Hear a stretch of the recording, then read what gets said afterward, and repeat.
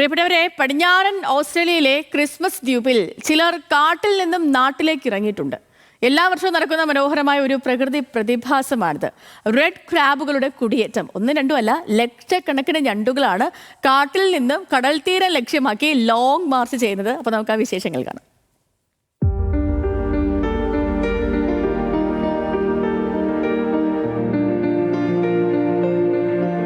Christmas ദ്വീപിലേക്ക് എല്ലാ വർഷവും അതിഥിയായി എത്തുന്നവരാണിവർ, റെഡ് ക്രാബുകൾ. ഞണ്ടുകളുടെ ഹണിമൂൺ എന്നറിയപ്പെടുന്ന യാത്രയിൽ കാടിനകത്തെ സ്ഥിരതാമസക്കാരായ ചുവന്ന ഞണ്ടുകൾ സമുദ്രതീരത്തേക്ക് എത്തുകയും മുട്ടയിടുകയും ചെയ്യുന്നു. ഒക്ടോബർ നവംബർ മാസങ്ങളിലാണ് ഈ honeymoon trip.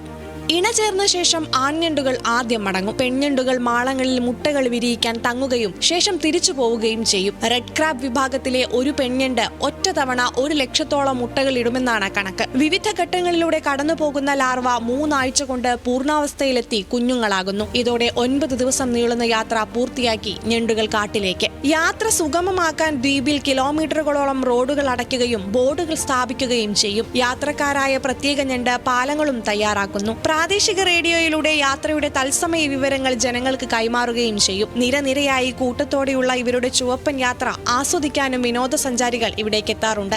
News desk, news Malayalam.